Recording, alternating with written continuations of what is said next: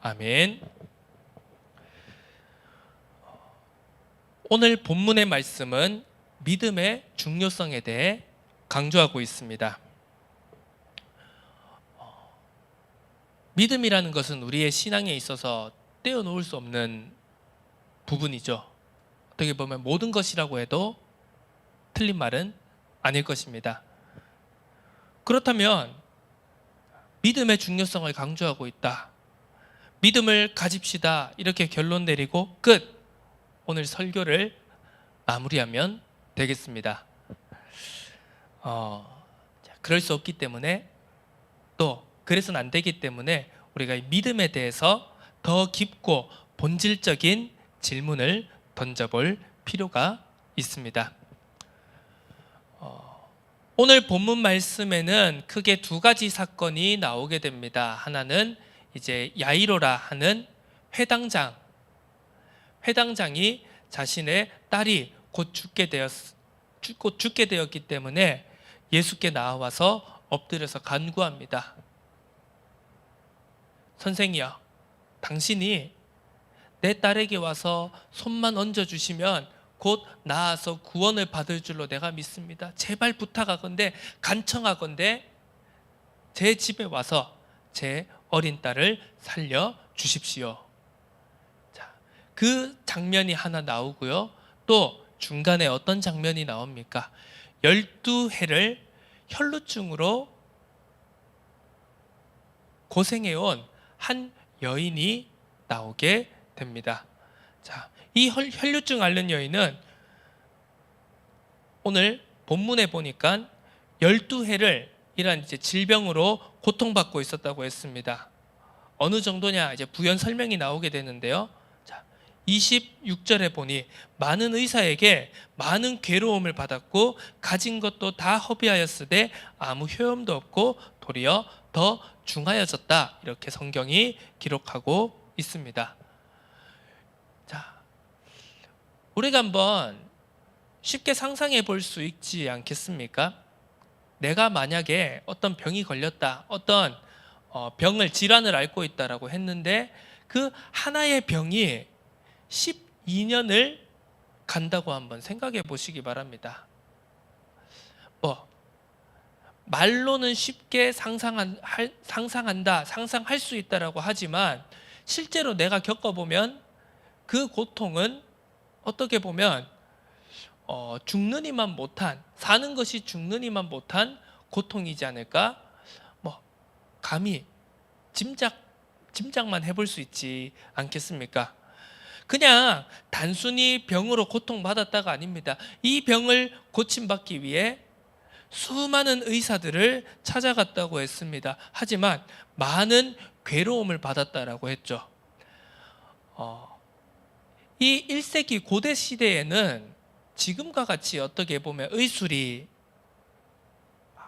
발달한 게 아니겠죠. 전부 제각각입니다. 지금이야 의술이라는 의학이라는 학문이 체계적으로 정립되어 있고 어느 정도 틀이 잡혀 있고 어느 정도 이 매뉴얼이라는 것이 존재하지만요. 그 당시에는 그야말로 의사마다 다 제각각의 방법, 제각각의 그런 처방을 가지고 이런 의술이라고 하는 것이 정립도 안 되어져 있고 굉장히 난립하던 그런 시대였지 않겠습니까? 이 의사에게 가면 이렇게 처방합니다. 저 의사에 가면 이렇게 처방합니다. 그런데 그 방법들이 다 맞는 것도 아니었다는 것이겠죠. 돌팔이들도 있었을 것이고 이상한 처방을 가지고 오히려 이 여인을 더욱 힘들게 하는 의사들도 있었을 것입니다. 이게 바로 오늘 26절에 함축적으로 잘 표현되어 있는 것이죠. 자, 이렇게 두 가지 사건이 기록되어지게 됩니다.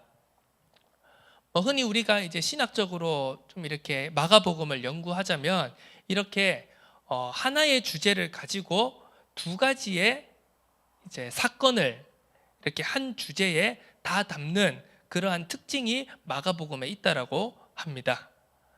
보면은요, 자, 회당장 야이로가 처음에 등장을 하죠. 그 사이에 혈루증 앓는 여인의 이야기가 들어가고 다시 야이로와 그 딸에 대한 이야기가 나오게 됩니다.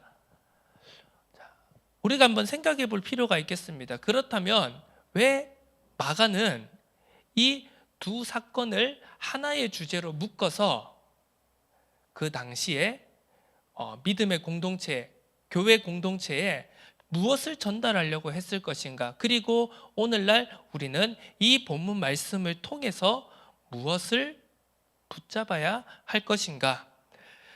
오늘 서론적으로 함께 생각해 볼 것은 오늘 제목 그대로입니다.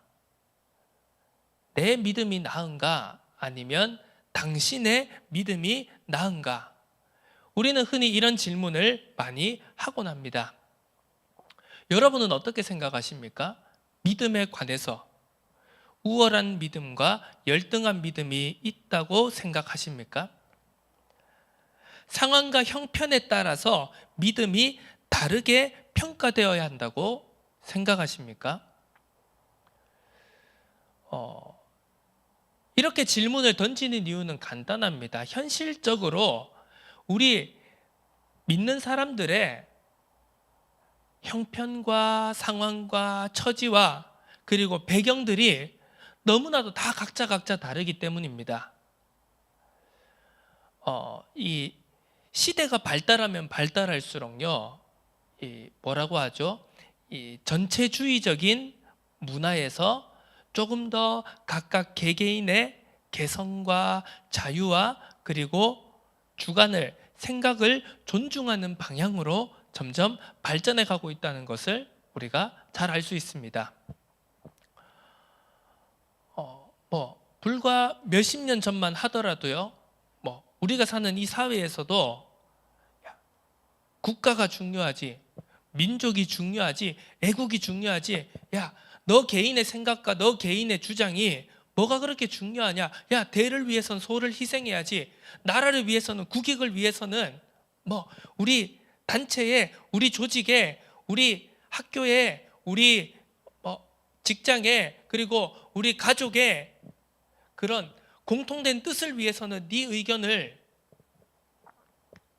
접을 줄도 알아야지, 굽힐 줄도 알아야지. 그게 나쁘다 틀리다, 맞다 틀리다를 떠나가지고요, 그런 문화와 그런 사상과 그런 관념이 지배적으로 자리 잡던 시대가 있었습니다. 그런데 요즘 시대를 보시기 바랍니다. 그렇습니까? 아니죠. 각 개개인의 생각과 각 개인이 가지고 있는 주관과 각 개인이 가지고 있는 개성을 다 존중하자라고 하는 시대로 어떤 면에서 보면 발전되었다라고 할 수 있겠죠. 물론 개개인의 생각과 개성과 의견을 존중하는 것은 매우 중요합니다. 하지만 여기에서 우리는 어떤 문제점과 그리고 부작용 또한 같이 생각해 볼 수 있어야 되겠죠. 그러면 문제점과 부작용은 무엇이 있겠습니까? 아니, 개인의 개성과 의견과 주관을 존중해 준다는데 각 개인의 인격을 존중해 주고 그 의견을 인정해 준다는데 그게 뭐가 문제가 된다는 말입니까? 문제는, 포인트는 그렇습니다. 예전에는요, 우리가 예를 들어 대한민국이다, 아니면 대한민국 국민이다, 경북 사람이다, 대구 사람이다, 동구 사람이다, 이렇게 어떻게 보면 집단으로, 단위로 묶어서 이렇게 각 개인을, 그리고 우리라는 것을 표현하는 그런 방식이었다고 한다면, 이제는 나 김재신이다, 나 누구누구다라고 하는 각각 개별의 이제 인격체로 더 많이 이렇게 생각하고 표현하는 그런 경향이 있다는 것이죠. 그런데 이러다 보니까요, 문제는 뭐냐? 의견이 잘 통합이 안 된다는 겁니다. 공동체 안에서요. 공동체라고 하는 것은, 조직이라고 하는 것은, 무엇인가 팀이라고, 그룹이라고 하는 것은요, 결국 어느 정도 공통된 의견이 모아져야, 취합이 되어져야 그 공동체라는 것이, 조직이라는 것이, 또 사회라는 것이, 국가라는 것이 어느 정도 이제 돌아가게 돼 있는데요. 전부 다 개개인의 상황, 형편, 수준, 처지 이런 것들을 다 고려하고 그것들이 다 중요하다라고 말을 하니까 이제 문제점은 어디서 나오느냐? 의견 조율이 잘 안 된다는 겁니다. 왜? 나도 중요하고 너도 중요하고 저 사람도 중요하고 이 사람도 중요한데, 그러면 다 각각 중요한 것 속에서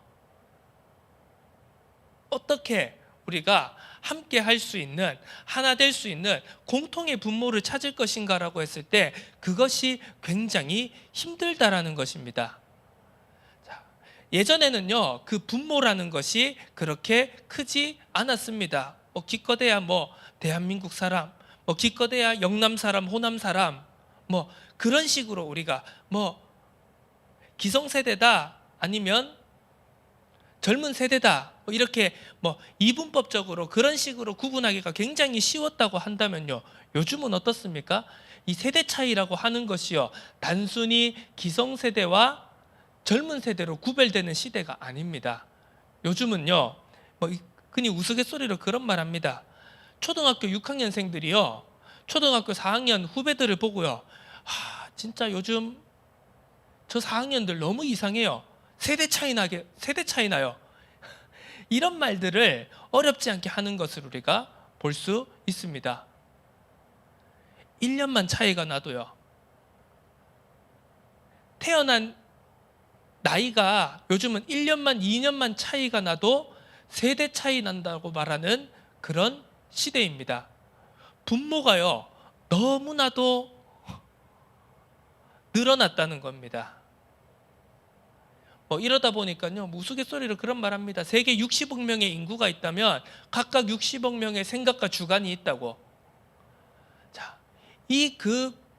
나누어진 정말 수도 없이 늘어난 그 분모를 우리가 어떻게 취합을 하고 어떻게 통합을 할 것인가. 이것은요, 비단 우리의 신앙생활이라든지 우리 교회 공동체만의 문제가 아니고요, 모든 이 사회와 세상의 문제를 해결하는, 어떻게 보면 키라고도 할 수 있는 것입니다.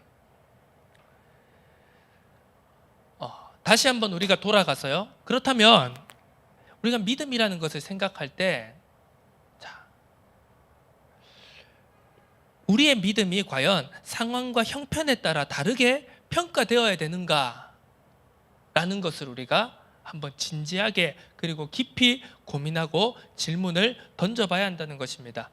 오늘 대표적으로 두 명의 인물이 나옵니다. 회당장 야이로와 혈루증 앓는 여인이 나오고 있습니다. 우리의 체질, 우리의 각인뿌리 체질이란 그렇습니다. 뭔가요, 대상이 하나만 있으면 모르겠는데, 대상이 둘이 되는 순간, 혹은 그 이상이 되는 순간요, 인간의 본성은 비교하고 평가하게 되어 있습니다. 자, 그렇다면 한번 질문을 던져보겠습니다. 회당장 야이로와 혈루증 앓는 여인, 이 두 사람 중에 어느 사람의 믿음이 더 낫다고 생각하십니까?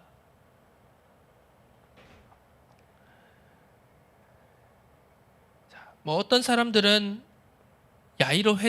회당장 야이로의 믿음이 더 대단하다고 생각할 수도 있을 것입니다. 그럼 그 근거는 무엇일까요? 자, 이 회당장이라는 것은요, 그 당시 이제 북이스라엘과 남유다가 아수르와 바벨론에 의해서 완전히 멸망당하고 포로로 끌려가고 포로 생활 70여 년 끝에 이제 다시 이 이스라엘 땅으로 포로들이 귀환을 하게 됩니다. 다시 성벽을 세우고 성전을 건축하고 다시 이스라엘 민족의 국가를 재건하는 그 과정, 그 속에서 또 많은 외세의 침략이 있었고 또 어려움이 있었고 핍박이 있었고, 그런 과정들을 거쳐서 한 400여 년이 되는 그 시간을 거쳐서 지금 이 성경의 배경 속에 이스라엘 사람들이 지금 살아가고 있는 것입니다. 자, 포로기 이후에 이제 이스라엘 백성들의 이 신앙에는 한 가지 큰 변화가 있었죠. 그것이 뭐냐면 바로 성전 중심에서 회당 중심으로 그들의 예배의 틀이, 예배 형식이 완전히 바뀌었다는 것입니다. 그 전까지는요, 유다가 멸망하기 전까지는, 포로로 끌려가기 전까지는 이스라엘의 예배는, 모든 신앙생활은 성전 중심이었습니다. 성전을 통해서 제사를 드리고 제사장 중심을 통해서 모든 것들이 이루어졌다면, 이제는 포로기 이후에는 각 지역, 각 동네마다 회당이 세워지고 그 회당을 통해서 율법과 전통을 교육하고 아이들을 가르치고 그리고 신앙 공동체를 이루어가는 그 틀로 완전히 변화되었다는 것이죠. 그랬기 때문에 이 포로기 이후에 이스라엘 사회의 회당이란 마치 그 이전에 성전과 같은 중요성을 가진 장소였다는 것입니다. 회당이라는 곳, 유대인 삶의 그 자체이고 유대인의 신앙의 그 자체였다고 해도 과언이 아닌 것이죠. 그래서 이 회당의 예배를, 이 회당의 운영을, 모든 행정적인 것을 관리하고 감독하는 직책을 가진 회당장은요, 엄청난 권위를 가지고 있었습니다. 단순한 권위뿐만이 아니라 아주 명예로운 자리였다고 할 수가 있는 것이죠. 그 유대 사회에서는요, 가장 존경받는 직책 중에 하나였습니다. 어떻게 보면 회당장으로 섬긴다는 것은 부족할 것 하나 없는 그 당시 유대 사회에서는 아주 성공한 사람이었다고 할 수 있겠습니다. 자, 부족할 것 없는 그에게 딸의 죽음이 찾아왔습니다. 회당장 야이로에게 딸의 죽음이 엄습해 온 것이죠. 자, 자녀의 죽음이다라고 하는 것은요, 이 시대건 아니건 어떤 시대를 막론하고는요, 정말 비극적인 일입니다. 그 자녀를 낳은 부모보다 먼저 생을 마감한다는 것은요, 모든 가족들에게 있어서, 그 주변 친지들, 그 모든 주변 사람들에게 있어서, 특히 그 부모에게 있어서는 가장 가슴 아픈 일이라고 할 수 있는 것이죠. 이런 위기가 찾아왔습니다. 물론 자녀의 죽음 앞에서는, 자녀의 어려움 앞에서는 부모가 못할 것이 없다라고 흔히 말은 하곤 하지만요, 그 당시의 배경을 가만 살펴보자면 회당장 야이로가 이 예수님 앞에 나와 엎드려 간구하는 것은요, 쉽지 않은 일이었습니다. 왜? 지금 그 이전까지 보면은요, 바리새인들과 서기관들, 그리고 종교 지도자들, 그리고 정치 권력자들에 의한 반대와 시기, 이제 어떻게 하면 예수를 죽일까 하는 그런 분위기가 완전 팽배해 있던 상황이었던 것이죠. 그런 상황 속에서 이스라엘의 유대교의, 어떻게 보면 그 신앙의 핵심의 자리에 있었던 회당장이 그 당시 정교계, 정치계를 막론하고 극심한 반대와 모함과 어떻게 하면 저 사람을 죽일까라는 그런 두 눈 시퍼렇게 뜨고 있는 그런 분위기 속에서, 더군다나 그런 유대 사회에서, 그런 배경 속에서 존경을 받고 그런 배경 속에서 힘을 갖고 있는, 명망을 갖고 있는, 권위를 갖고 있는 회당장이 그런 반대를 받는 예수 앞에 나아가서 무릎 꿇고 구한다는 것은 어떻게 보면 굉장히 힘든 일이었을 겁니다. 그래서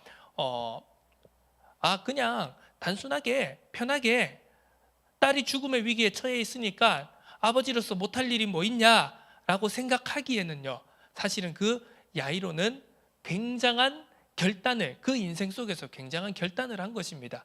누구나 볼 수 있고 모든 사람의 시선이 다 쏠려 있는 그에게, 모두가 주목하는 그가 예수 앞에 나아가서, 그것도 나사렛 목수의 아들 예수 앞에 나아가 무릎을 꿇는다는 건요, 감히 그 당시로서는 상상하기 힘든 일이었을 겁니다. 그래서 이 야이로의 그 믿음 또한 결코 가벼운 믿음이 아니었다는 것이죠.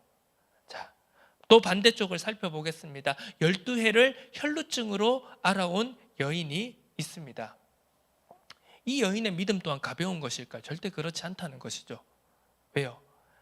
자, 어떻게 보면 이 혈루증 앓던 여인은 어떻게 보면 이 회당장 야이로와는 정반대의 상황 속에 놓여져 있는 인물이라고 할 수 있습니다. 유대 사회에서 가장 소외받고 보호받지 못하는 처지에 있었다는 것이죠.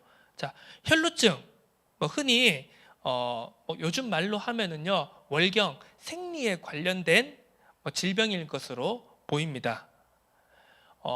유대인의 율법에 보면은요, 특히 우리가 구약 성경을 살펴보면 이런 이제 사람이 부정하게 되는 경우에 대해서 자세하게 설명을 해 놓았습니다. 그 가운데 하나가 여성의 생리에 관한 것이었습니다. 피를 흘리는 생리 기간 동안에는 여인이 부정한 것으로 간주되었습니다. 물론 반대로 남자의 경우에도 마찬가지였습니다만, 흔히 이제 몸에서 유출을 한다, 흔히 남성의 예배에서 이렇게 표현하면 모르겠지만 객관적인 사실이니까요. 남성의 정액 혹은 여성의 그런 이제 생리혈, 이런 것이 몸 밖으로 나오는 기간이나 그 상황에는요, 사람이 부정한 것으로 간주되었습니다. 그래서 성전에 가서 예배도 드릴 수 없고 제사도 드릴 수 없고 이런 여러 가지 그런 율법적인 의식들이, 예식 규정들이 있었습니다. 그래서 생리를 하고 난 후 남자가 사정을 하고 난 후 며칠이 지나야 물로 몸을 씻고 정결하게 된 후에야 성전에 나아갈 수 있다, 제사를 드릴 수 있다, 그런 율법 규정들이 있었습니다. 그런데 이 여인 같은 경우에는 어떻게 보면 그게 월경이 멈췄다 시작됐다 이런 수준이 아니었던 것 같습니다. 계속해서 의식적으로 부정한 상태에 있었다는 것을 오늘 성경 본문은 말하고 있는 것이죠. 자, 12회를요 계속해서 그 사람이 육체적으로, 육신적으로, 의식적으로 부정한 상태에 놓였다는 것은 어떤 말입니까? 이 유대 사회에서는요, 어떻게 보면 상상도 할 수 없는 일입니다. 12회 동안을 성전에 나아갈 수도 없었고 제사도 드릴 수 없었고 다른 어떤 신앙적인, 종교적인 그런 모든 것도 할 수 없었던 그런 상황이었다는 겁니다. 자, 12회를 저 사람은 부정하다, 저 사람은 부정하다, 의식적으로 부정해, 저 사람은 성전에 나아가지도 못해, 제사도 못 드려, 이런 상황이 12회 동안 지속되면 사람이 어떻겠습니까? 자, 흔히 우리가 사는 것이 죽느니만 못하다라는 표현을 우리가 우리 삶에서 자주 쓰고는 합니다. 그 말의 의미와 그 말의 뉘앙스가 어떤 것인지는 우리는 잘 알고 있죠. 이 여인의 처지와 형편이 바로 그와 같았다는 것입니다. 이 유대 사회에서는요, 이렇게 사는 것이 죽느니만 못한 그런 아주 최악의, 가장 그 당시에 가장 밑바닥에 있었던 최악의 절망과 낙심의 상황이었다는 것을 우리가 이해할 수 있는 것이죠. 특별하게 이 유대 사회에서는 이런 의식적인 부정에 관련된 질환이, 여러 가지 어려움이 하나님이 베푸는 복과 연결짓는 문화와 생각이 있었습니다.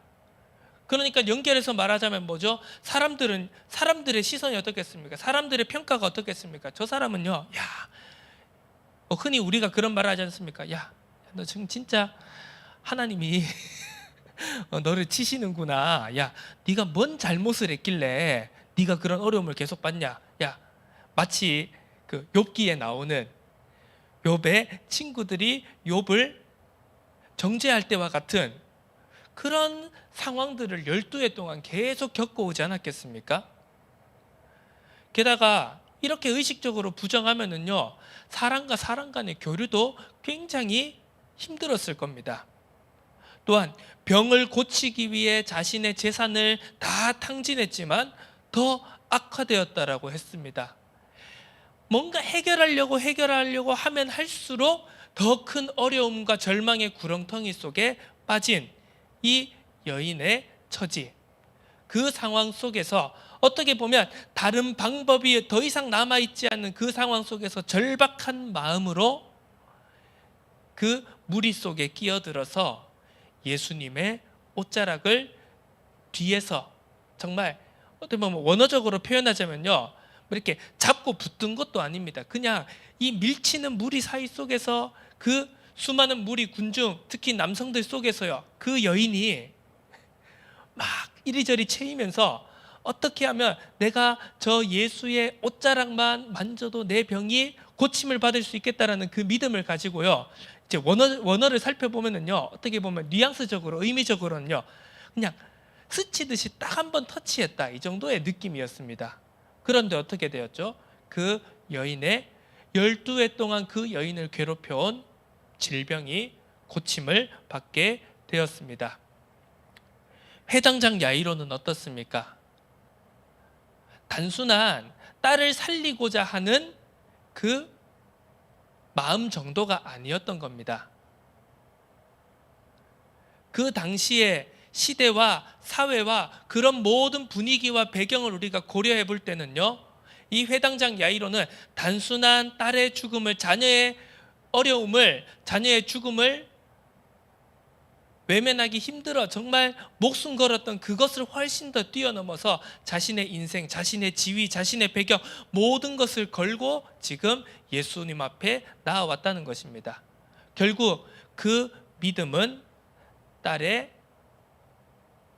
목숨을 살리는 결과로, 열매로 나타났던 것입니다. 자, 그렇다면 오늘 이 두 가지 사건을, 두 가지 사람의 믿음을 살펴보면서 우리는 그런 생각을 할 수 있습니다.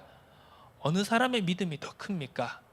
어느 사람이 더 믿음이 좋은 것입니까?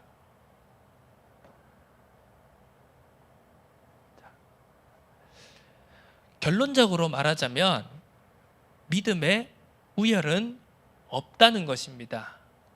어느 믿음이 좋고 어느 믿음이 좀 더 나쁘고 어느 믿음이 우월하고 어느 믿음이 열등하다, 이런 것은 존재할 수가 없다는 것을 우리는 분명히 깨달아야 합니다. 모든 믿음은 주님이 보실 때 구원받는 믿음이라는 것을 우리가 절대로 놓쳐서는 안 됩니다. 그런데 현실적으로 보면은요, 이렇게 두 사람을 딱 놓고 봤을 때 어느 한쪽으로 마음이 기우는 것이 인지상정 아닙니까? 어떤 사람은요, 그래도 저 배경과 자기의 사회적 체면과 모든 것을 다 내려놓고 저 나사렛 목수 앞에 지금 모든 바리새인들과 서기관들, 종교 지도자들과 정치 지도자들이 죽이려고 혈안이 되어 있는 저 사람 앞에 엎드린다는 것이 정말 대단한 믿음 아니냐? 야이로의 믿음이 더 큰 것 같다라고 겉으로는 말을 안 하지만 심정적으로 좀 더 야이로 쪽으로 기우는 사람이 있을 것이고요. 어떤 사람은 12해 동안 야이로는 자기 몸이 아픈 건 아니었지 않냐? 아무리 딸이 죽음의 위기를 맞이했지만 본인이 아픈 건 아니지 않았냐? 그런데 이 여인은 뭐냐? 자기의 몸이 12해 동안 정말 고치지 못한 질병으로 고통받았다. 단순한 질병이 아니라 유대 사회에서 완전히 격리될 수밖에 없는, 소외될 수밖에 없는 그런 의식적 부정에 관련된 질병을 앓고 있었다. 그런데 그 정말 절박한 마음을 가지고 어떻게 보면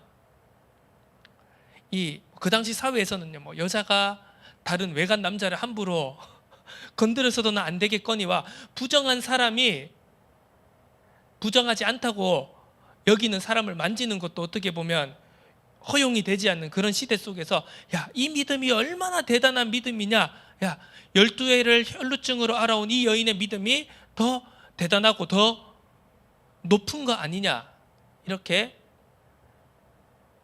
겉으로 표현은 안 하지만 심정적으로 이 여인에게로 더 기우는 경우도 분명히 있을 겁니다. 그런데 우리는 분명히 기억해야 됩니다. 이 야이로의 믿음과 이 여인의 믿음은 동일하다는 것을 우리는 절대로 놓쳐서는 안 됩니다.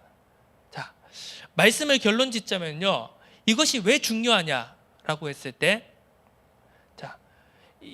이 당시 이 마가복음의 말씀을 받던 이 교회 공동체와 그리고 또 우리의 상황을 한번 나눠서 또 한번 각자 한번 생각해 보도록 하겠습니다. 이 마가복음 말씀이 주로 읽혀지고 전달되어진 곳은 우리가 이제 처음에 서론 부분에서도 이야기했던 거죠. 마가복음의 서론에서 얘기했던 것처럼 유대 공동체, 이스라엘 지역 안에 유대인들만 신앙생활을 하는 공동체보다는 저 로마에 있는 교회 공동체 혹은 로마 전 지역에 퍼져 있는 로마적 문화와 배경 속에 있는 교회 공동체에게 더 중점적으로 주어졌고 그 사람들이 이 마가복음을 주로 읽은 독자였다는 것을 우리가 알 수 있습니다. 자, 문화가 다 다릅니다. 자, 로마는 제국이었습니다. 로마 사람들만 있는 것이 아니라 원주민들만 있는 것이 아니라 아프리카 사람, 아시아 사람, 저 북유럽 사람, 뭐 흔히 로마 사람들과 그리스 사람들이 말했던 뭐 야만인들, 문명인들, 교육받은 사람, 교육받지 못한 사람, 부한 사람, 가난한 사람, 얼굴 하얀 사람, 검은 사람, 누런 사람, 모든 사람들이 다 함께 어우러 사는 곳이 바로 제국이라는 곳이었습니다. 그렇다면요, 이 로마와 로마 문화권에 있는 이 교회 공동체들도 수많은 사람들이 다 함께 모여 있는 곳이었다는 것을 우리가 생각해 볼 수 있는 것이죠. 수많은 인종, 수많은 민족, 나라, 문화, 사회, 배경 이 모든 것이 하나로 모여졌다는 것은 무엇을 의미하는 것입니까? 아까 서론에도 말씀드렸듯이 공통 분모를 찾는 것이 너무나 힘듭니다.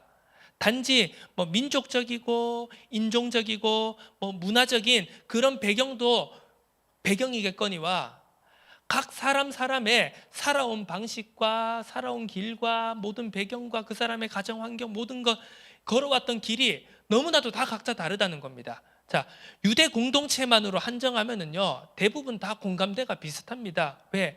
유대인이고 또 민족적인 아픔을 겪었고 다 사는 것이 비슷비슷하고 생각하는 것이 비슷비슷하고 그런데 이 제국이라는 커다란 배경과 문화 안에서는 어떻습니까? 사람들이 너무나 다 다릅니다. 그러니까요 그만큼 교회 공동체라고 할지라도 그 안에서 뭔가 하나 되어지고 뭔가 공통적으로 하나 되어지고 모아질 수 있는 그런 부분들이 너무나도 힘들 수밖에 없는 것은 당연한 이치인 것입니다. 자, 흑인으로서 복음을 받은 사람이 있습니다. 자유인으로서 복음을 받은 사람이 있습니다.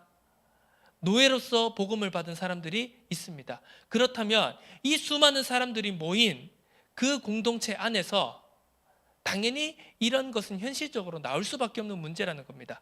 야, 누구의 믿음이 더 대단하냐? 수백 명의 노예를 거느리다가 그 모든 것을 포기하고 자신들의 자기 집에 있는 노예들을 다 해방한 그 주인의 믿음이 더 대단하냐? 아니면 노예로서 억압받고 고통받고 정말 평생을 고생해 오다가 이 복음을 받은 노예의 믿음이 더 대단하냐? 자, 이렇게 눈에 보이는 것으로 수치적인 것으로 뭔가 등수적인 것으로 믿음을 나누기 시작하면 어떻겠습니까? 공동체는요 절대 하나 될 수 없는 겁니다. 모일래야 모일 수가 없습니다. 우리가 뭐 맨날 원네스다, 뭐 하나 되어져야 된다, 우리가 소통해야 된다라고 말을 하지만 이런 배경과 이런 본질을 우리가 계속해서 우리의 무의식 속에 잠재의식 속에 갖고 있는 이상 공동체는 교회 공동체는 절대로 하나 되어질 수 없다라는 사실입니다. 그래서 오늘 우리 본문 말씀을 우리는 이렇게 정리하고 결론 내릴 필요가 있습니다. 회당장 야이로의 믿음과 12해를 혈루증으로 고생해왔던 여인의 믿음은 동일하다. 같은 믿음이다. 결국 어떤 믿음으로 귀결이 됩니까? 자, 회당장 야이로의 믿음이 더 엄청난 열매를 맺었습니까? 아니면 혈루증 앓던 여인의 믿음이 더 대단한 응답으로 이어졌습니까? 오늘 성경은 분명히 말하고 있습니다. 구원받았다. 동일합니다. 뭐 엄청난 것을 받았다 아니면 이 사람은 조금 받았다 그게 아니라요. 야이로의 믿음도 그 믿음의 열매는 무엇이었습니까? 구원이라고 오늘 성경 본문은 말하고 있습니다. 12해를 혈루증으로 알아온 이 여인의 믿음의 결론도 열매도 결국은 구원이었다라는 사실입니다. 구원이 무엇입니까? 흔히 세상이 말하는 물질 만능입니까? 아니면 성공입니까? 명예입니까? 자리입니까? 성경은 분명히 말하고 있죠. 하나님의 말씀은 분명히 우리에게 선포하고 있습니다. 구원은 하나님과 함께하는 것입니다. 구원은 하나님을 만나는 유일한 길 대신 하나님의 아들 예수 그리스도의 복음을 받아들이는 것입니다. 예수 그리스도를 내 인생의 주인으로, 나의 인생의 모든 문제 해결로 붙잡고 그를 내 주인으로 내 인생 속에, 내 마음 속에, 내 삶 속에 영접하는 것입니다. 표면적인 차이는 있겠습니다만 회당장 야이로도 그리고 혈루증을 알아온 이 여인도 예수님을 자신의 인생의 주인으로, 구주로, 구원 주실 분으로 영접했다라는 사실입니다. 그에게 나아갔다는 사실입니다. 자, 말씀을 마무리하도록 하겠습니다. 그렇다면은요, 우리는 이제 우리의 삶을, 또 우리의 공동체, 이 모든 것들을 점검하고 확인할 때 이제 무엇을 확인해야 되느냐? 자, 이 회당장 야이로와 혈루증 앓는 이 여인을 비교할 것이 아니라요, 비교할 대상이 어디에 있습니까? 물론 우리는 비교를 해야 됩니다. 그런데 비교할 대상이 바라야 된다는 것이죠. 회당장 야이로와 비교되어야 될 대상은 그 딸의 죽음을 앞두고 예수님이 이 아이가 죽은 것이 아니라 잔이라 했을 때 어떤 사람들이 있었습니까? 비웃는 사람들이 있었다는 겁니다. 이 혈루증 앓던 여인이 그 무리를 해치고 내가 저 예수님의 옷깃에만 손끝만 스쳐도 이 병이 나음받을 수 있을 것이다라는 믿음을 가지고 있었을 때 동일하게 예수를 밀치고 예수를 애워싸고 예수를 만지던 그 무리들이 있었다는 겁니다. 자, 동일한 현장에 있었습니다. 부활의 역사의 현장에 있었던 비웃는 사람들이 있었고요. 12회를 고통받았던 그 혈루증에 완전히 치유함을 받은 그 현장에 있었던 동일하게 예수님과 접촉하고 예수님을 밀치고 예수님을 만졌던 무리들이 있었다는 겁니다. 이걸 우리는 한번 깊이 생각해 볼 필요가 있습니다. 응답과 축복을 받을 수 있는 현장에 있음에도 불구하고 그 응답과 축복을 받지 못하는 경우는요, 믿음이 적어서가 아닙니다. 믿음이 부족해서가 아니라, 믿음이 열등해서가 아니라 믿음이 없는 것이 진짜 문제라는 것을 우리는 생각해 볼 필요가 있습니다. 나 개인의 믿음이, 나 개인의 신앙생활이, 그리고 우리의 믿음의 공동체가 하나님이 주신 은혜 속으로, 응답 속으로, 축복 속으로 정말 이 시대를 살리고 치유시키고 변화시킬 그 응답과 역사 속으로 나아가기 위해서는요, 우리가 하나 되어질 필요가 있다는 것입니다. 그 하나 되어짐에는, 하나 되어짐의 시작은 바로 오늘 이 본문이 우리에게 말하고자 하는 믿음이 다 동일한 것이다라는 그 본질을 우리가 놓쳐서는 안 될 것입니다. 혹시나 우리의 생각 속에, 야, 그래도 내 상황이 이렇게 어려운데, 내 형편이 이렇게 어려운데 내가 이렇게 복음을 받고 믿었다는 건 내가 조금 더 저렇게 편하게 구원받은 것처럼 좀 더 쉽게 신앙생활하는 것처럼 보이는 저 사람보다는 내 믿음이 그래도 좀 더 좋은 거 아니야?